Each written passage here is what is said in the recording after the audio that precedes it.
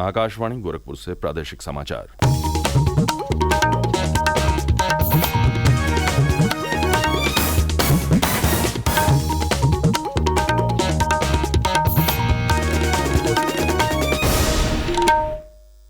नमस्कार, समाचार बुलेटिन के साथ मैं विकास राय। मुख्यमंत्री योगी आदित्यनाथ और केंद्रीय मंत्री हरदीप सिंह पुरी ने कल बदायूं में बायोगैस प्लांट का किया उद्घाटन। 8 अन्य जनपदों में बायोगैस प्लांट का हुआ शिलान्यास। केंद्रीय खेल मंत्री अनुराग सिंह ठाकुर और मुख्यमंत्री योगी आदित्यनाथ ने कल लखनऊ में प्रदेश के 189 उत्कृष्ट खिलाड़ियों को किया पुरस्कृत। केंद्रीय मंत्री ने कहा, खिलाड़ियों को सबसे ज्यादा प्रोत्साहन देने वाले राज्यों में अग्रणी है उत्तर प्रदेश। राज्यपाल आनंदीबेन पटेल ने कानपुर में क्राफ्ट रूट्स प्रदर्शनी का किया अवलोकन। कहा, भारत की समृद्ध सांस्कृतिक विरासत का उत्सव है ये प्रदर्शनी। और मौसम विज्ञान विभाग ने ठंड में कमी के दिए संकेत। कुछ दिनों तक सुबह शाम कोहरे के साथ हल्की शीतलहर रहेगी जारी।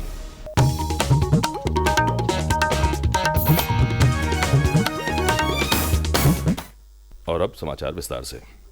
मुख्यमंत्री योगी आदित्यनाथ और केंद्रीय पेट्रोलियम एवं प्राकृतिक गैस मंत्री हरदीप सिंह पुरी ने कल बदायूं के सैजनी गांव में HPCL के 133 करोड़ रुपए लागत वाले बायोगैस प्लांट का उद्घाटन किया। साथ ही बदायूं जिले की अलग अलग विधानसभा में 424 करोड़ की 44 विकास परियोजनाओं का लोकार्पण और शिलान्यास भी किया। इस मौके पर बदायूं के अलावा सीतापुर, जौनपुर, बरेली, कन्नौज, कानपुर देहात, अमेठी, बहराइच और फतेहपुर में स्थापित होने वाले बायोगैस संयंत्रों का शिलान्यास भी किया गया। मुख्यमंत्री ने कहा कि कंप्रेस्ड बायोगैस प्लांट एक नई श्रृंखला के चलने और युग परिवर्तन का कारण बनेगा। उन्होंने कहा कि इस प्लांट में 14 मीट्रिक टन कंप्रेस्ड बायोगैस बनाया जाएगा। इससे 65 मीट्रिक टन कंपोस्ट बनेगी। उन्होंने कहा कि ये 8 प्लांट जब काम करने लग जाएंगे तो 1,47,000 एकड़ खेती की समस्या का समाधान भी करेंगे। इस मौके पर केंद्रीय मंत्री हरदीप सिंह पुरी ने कहा कि कंप्रेस्ड बायोगैस के प्लांट का उद्घाटन प्रधानमंत्री मोदी के सपने को धरातल पर उतारने की शुरुआत है। पर्यावरण के साथ किसानों की आमदनी बढ़ाने और युवाओं को रोजगार के लिए नए उद्यम स्थापित करने में ये मदद करेगा। उन्होंने कहा कि उत्तर प्रदेश में 37 प्लांट्स पर काम जारी है और यहाँ 100 बायोगैस प्लांट्स बनाए जाएंगे। केंद्रीय युवा मामले और खेल मंत्री अनुराग सिंह ठाकुर एवं प्रदेश के मुख्यमंत्री योगी आदित्यनाथ ने कल लखनऊ में 19वें एशियाई खेल 2022, चतुर्थ पैरा एशियाई खेल 2022 और 37वें राष्ट्रीय खेल 2023 में उत्कृष्ट प्रदर्शन करने वाले प्रदेश के खिलाड़ियों को सम्मानित किया। इस अवसर पर प्रदेश के 189 उत्कृष्ट खिलाड़ियों को 62 करोड़ रुपए पुरस्कार राशि भेंट की गई।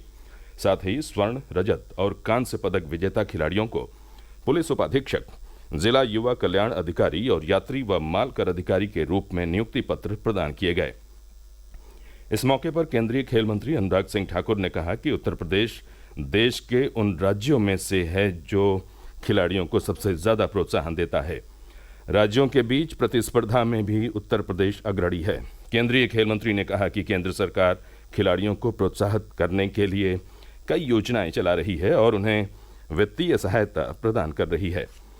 उन्होंने कहा कि खेलो इंडिया एक ऐसा अभियान चला जहां पहले 4 वर्षों के लिए लगभग 2,800 करोड़ रुपए मंजूर किए गए। अगले 5 वर्षों के लिए 3,300 करोड़ रुपए प्रधानमंत्री ने मंजूर कर लिए हैं। उन्होंने कहा कि आज खिलाड़ी को अपना खर्चा नहीं, अपनी परफॉर्मेंस की ओर ज्यादा ध्यान देना है।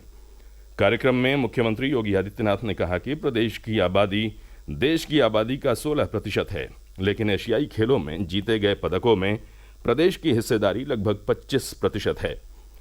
उन्होंने कहा कि भारत सरकार हर जनपद में खेलो इंडिया सेंटर के लिए घोषणा कर चुकी है। उत्तर प्रदेश में सरकार ने पहले से तय किया है कि यूपी के जो खेलो यूपी ब्लॉक सेंटर स्थापित होंगे उसमें कोच के तौर पर खिलाड़ियों की तैनाती हो। कल बांटी गई पुरस्कार राशि के तहत एशियन और पैरा एशियन गेम्स में स्वर्ण पदक जीतने वाले खिलाड़ी को 3 करोड़, रजत पदक जीतने वाले खिलाड़ी को 1.5 करोड़ और कांस्य पदक जीतने वाले खिलाड़ी को 75 लाख रुपए दिए गए। विपक्षी दलों के गठबंधन INDIA के प्रमुख घटक दल कांग्रेस और समाजवादी पार्टी के बीच कांग्रेस द्वारा लोकसभा की 11 सीटों पर चुनाव लड़ने को लेकर सहमति बन गई है। सपा मुखिया अखिलेश यादव ने कल सोशल मीडिया पर इस बारे में जानकारी दी। प्रादेशिक समाचार आप आकाशवाणी गोरखपुर से सुन रहे हैं। ये समाचार बुलेटिन हमारे YouTube channel AIR news Gorakhpur और ट्विटर हैंडल AIR News_GKP पर भी उपलब्ध है। प्रधानमंत्री नरेंद्र मोदी आज सुबह 11 बजे आकाशवाणी पर मन की बात कार्यक्रम में देश विदेश के लोगों के साथ अपने विचार साझा करेंगे। ये मासिक रेडियो कार्यक्रम की 109वीं कड़ी होगी। ये कार्यक्रम आकाशवाणी और दूरदर्शन के समूचे नेटवर्क पर प्रसारित किया जाएगा। ये आकाशवाणी समाचार की वेबसाइट और news on AIR mobile app पर भी उपलब्ध रहेगा। आकाशवाणी हिंदी प्रसारण के तुरंत बाद इस कार्यक्रम का क्षेत्रीय भाषाओं में भी प्रसारण करेगा। कानपुर के मोती झील स्थित लाजपत भवन में 30 जनवरी तक चलने वाले क्राफ्ट रूट्स प्रदर्शनी का प्रदेश की राज्यपाल आनंदीबेन पटेल ने कल अवलोकन किया। उन्होंने प्रदर्शनी में विभिन्न राज्यों से आए कारीगरों का उत्साहवर्धन किया।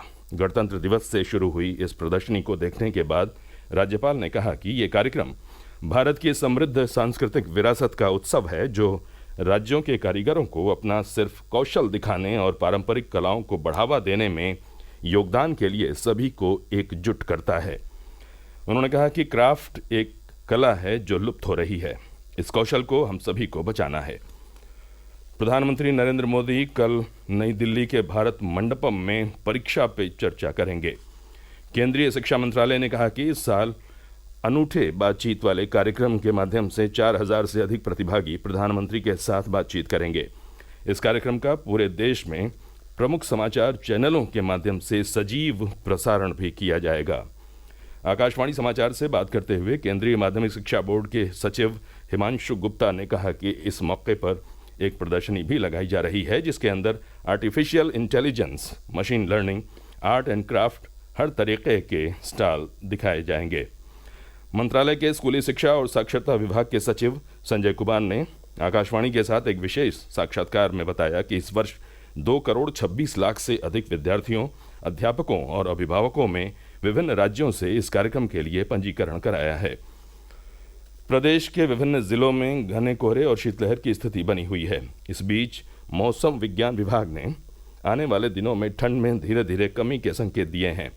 मौसम केंद्र लखनऊ में वैज्ञानिक मोहम्मद दानिश ने आकाशवाणी से बातचीत में बताया कि आने वाले दिनों में ठंड में धीरे धीरे कमी आएगी। हालांकि सुबह और शाम कोहरे के साथ हल्की शीतलहर का असर बना रहेगा। कल भी प्रदेश के कुछ जिलों में हल्की धूप निकली, लेकिन शीतलहर से कोई खास राहत नहीं मिली। कल गोरखपुर अयोध्या मंडल में रात के तापमान में 3.1 डिग्री सेल्सियस से लेकर 5.1 डिग्री सेल्सियस के बीच कमी दर्ज की गई। कल अयोध्या में रात का न्यूनतम तापमान 3 डिग्री सेल्सियस रिकॉर्ड किया गया। कन्नौज जिले के छिबरामऊ तहसील में नेशनल हाईवे 34 पर कल हुई एक सड़क दुर्घटना में 2 लोगों की मौके पर ही मौत हो गई, जबकि दर्जनों लोग घायल हो गए।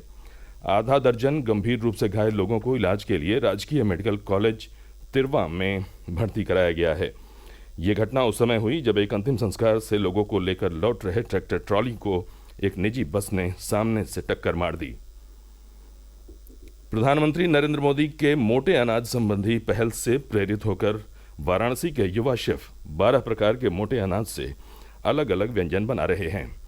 निजी क्षेत्र द्वारा इससे जुड़ी राष्ट्रीय स्तर की प्रतिस्पर्धा में 5 राज्यों के युवाओं के साथ वाराणसी के युवा मोटे अनाज के जरिए प्रतिभाग कर रहे हैं। ये युवा शेफ मोटे अनाज से बने फ्राइड राइस, लड्डू और तीसी की चटनी के जरिए स्वास्थ्य और पोषण का भी संदेश दे रहे हैं। कार्यक्रम के आयोजक प्रवीण श्रीवास्तव ने बताया कि फाइनल प्रतिस्पर्धा जालंधर में होगी। और अंत में मुख्य समाचार एक बार फिर। मुख्यमंत्री योगी आदित्यनाथ और केंद्रीय मंत्री हरदीप सिंह पुरी ने कल बदायूं में बायोगैस प्लांट का किया उद्घाटन। 8 अन्य जनपदों में बायोगैस प्लांट का हुआ शिलान्यास। केंद्रीय खेल मंत्री अनुराग सिंह ठाकुर और मुख्यमंत्री योगी आदित्यनाथ ने कल लखनऊ में प्रदेश के 189 उत्कृष्ट खिलाड़ियों को किया पुरस्कृत। केंद्रीय मंत्री ने कहा, खिलाड़ियों को सबसे ज्यादा प्रोत्साहन देने वाले राज्यों में अग्रणी है उत्तर प्रदेश। राज्यपाल आनंदीबेन पटेल ने कानपुर में क्राफ्ट रूट्स प्रदर्शनी का किया अवलोकन। कहा, भारत की समृद्ध सांस्कृतिक विरासत का उत्सव है ये प्रदर्शनी। और मौसम विज्ञान विभाग ने ठंड में कमी के दिए संकेत। कुछ दिनों तक सुबह शाम कोहरे के साथ हल्की शीतलहर रहेगी जारी।